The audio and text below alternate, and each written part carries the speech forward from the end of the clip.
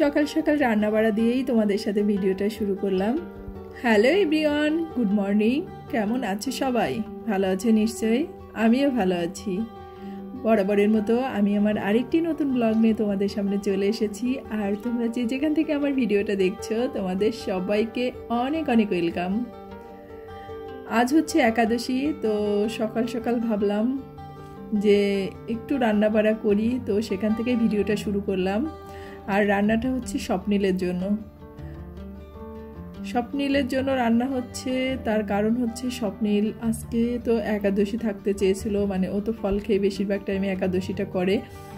তো যেহেতু ও হচ্ছে একটু বেশি পাওয়ারের অ্যান্টিবায়োটিক ওষুধগুলো খাচ্ছে, তো সে কারণে ওকে আমি আর ফল খেয়ে একাদশীটা করতে দেয়নি। তো ওকে ভাবলাম একটু রুটি করে দিই আর বাঁধাকপির তরকারি করে দিই। তো সে কারণেই সকাল সকাল স্নান করে সব কাজটা সেরে আর কি রান্নাটা করে নিচ্ছি, যেহেতু সকালবেলা আবার ওষুধটা খাবে। আর ও কালকে থেকে অনেক বায়না করছে যে ড্রাগন ফল খাবে। তো ওর পাপা রাত্রে আর কি আসার সময় নিয়ে এসেছিল বাসায়, কিন্তু ঘুম থেকে ওঠার পরে ওর আর মানে তর্স হচ্ছে না যে কোন সময় খাবে। তারপর ওকে তো স্নান করিয়ে আর কি রুটি আর একটু কপি দিয়েছিলাম, খেয়ে নিয়েছে। কারণ বাসি মুখে তো যে কোনো ফল খাওয়াই তো ঠিক না, তাই না? তো আমি জানি যে ওর ড্রাগন ফলটা বায়না করেই বাসায় এনেছে, কিন্তু একটুও খাবে না ড্রাগন ফল। তো এর আগেও 2 দিন করে বাসায় এনেছে, একটুও খাইনি। পরে একটু জুস বানিয়ে আর কি সবাই খেয়েছি। আর আমার হচ্ছে মনে হয় সব ফলের ভিতরে সবচেয়ে খারাপ লাগে ড্রাগন ফলটা আমি মোটেই পছন্দ করি না। এটা যতই ভিটামিন থাক আর বা প্রোটিন থাক আর যাই কিছু থাক না কেন, তো ড্রাগনটা খুবই ভালো ছিল। ভিতরে একদম পুরো লাল আর পেকে গিয়েছিল। তো স্বপ্নিল ওই কাটা পর্যন্তই তার আগ্রহ, তারপরে একটু মুখে দিয়েই সে আর খাবে না। তো আমি 2-1বার মুখে দিলাম যে নষ্ট হবে না, তো একটু মুখে দিয়ে আমার তো মোটেই ভালো লাগে না। তো দেখলাম ফলটা এত সুন্দর পাকা আর কালার হয়েছে, তো এটাকে আমি ভাবলাম একটু অন্য কাজে ব্যবহার করি। তো দেখলাম স্বপ্নিল একটু মুখে নিয়েছে, তো মুখটা আর কি লাল হয়ে গেছে।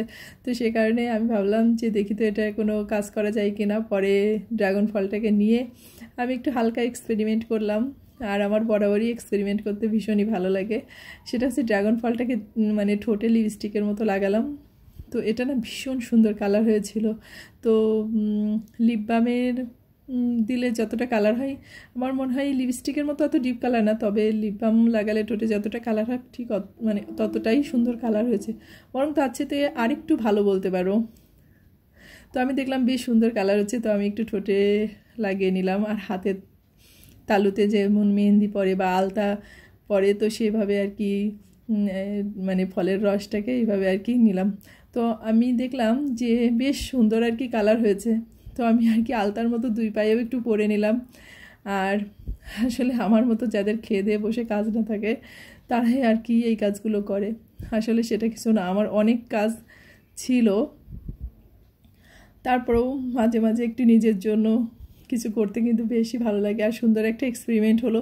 তারপর আমি জল দিয়ে ধুয়েও দেখেছিলাম, এটা শুকিয়ে যাওয়ার পরে যদি জল দিয়ে ধুয়ে দেওয়া হয় না, তারপরেও রঙটা ওঠে না, হালকাও ওঠে। যেমন এখনকার দিনে যে আলতাগুলো থাকে না, আলতাগুলো দেখবে পায়ে দিয়ে তারপরে একটু পরে জল দিয়ে ধুলে যে যতটা উঠে হালকা হয়ে যায়, এটাও সেই ধরনেরই আর কি হয়।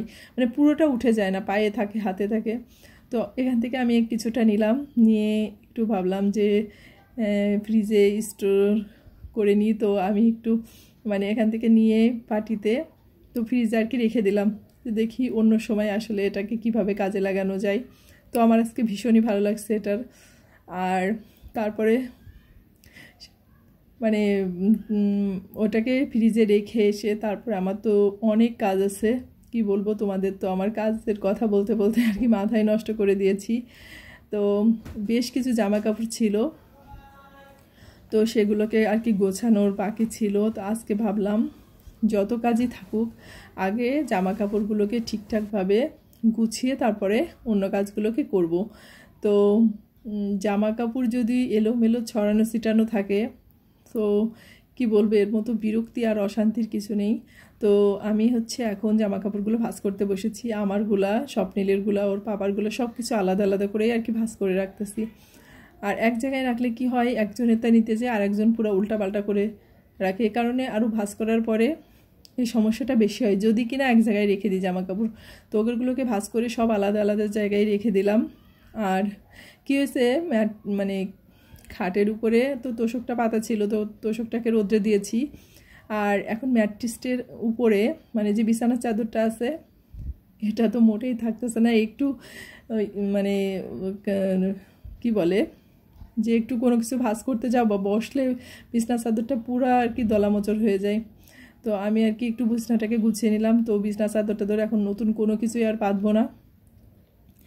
তো বিকালবেলা দেখি মানে তোষকটা এনে তারপর আবার বিছনার চাদরটাকে ঠিক করে নেব। তো রুমটাকে গুছিয়ে আর কি ঝাড়ু দিয়ে নিয়েছি। আর এখন হচ্ছে দুপুরবেলা একটু ভাবলাম যে সাবু জাল দিব, তো এই কারণে আর কি সাবুটাকে বসিয়ে দিয়েছি। আর আজকে কী হয়েছে জানো তো, মানে সাবুটা খিচুড়ি রান্না করি বা একটু জাল দিই, তো সাবুটাকে আগে থেকে ভিজিয়ে রাখলে না দ্রুত কিন্তু আর কি এটা সিদ্ধ হয়ে যায়। তো আজকে আমার আর মনে ছিল না, তো চুলায় দিয়ে বেশ খানিকটা সময় ধরেই আর কি রান্না করতে হয়েছে। তারপর সাবুটা হয়ে গেছে, এখন একটু বাদাম ভেজে নেব, যেটা আর কি আমি একাদশীর দিনে আর কি করে থাকি। তো একটু বাদাম একটু আলু ভেজে নিব, আর বেশি কিছু আর কি রান্না বাড়া আজকে আমার নেই। আর আলুটাকে বরাবর আমার শাশুড়িমা যেভাবে আমাকে শিখিয়ে দিয়েছেন, তো অল্প তেলে আর কি ঢেকে ঢেকে আলুটাকে ভেজে নিব।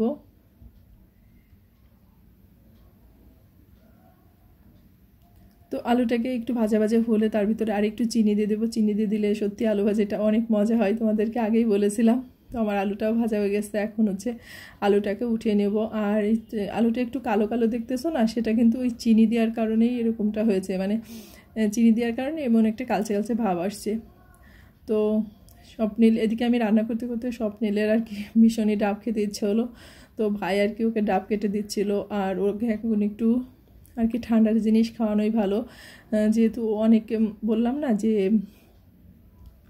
বেশি পাওয়ারের অ্যান্টিবায়োটিক ওষুধগুলো খাচ্ছে, তো এখন একটু ঠান্ডা ঠান্ডা খাইলে আর কি ভালো হয়।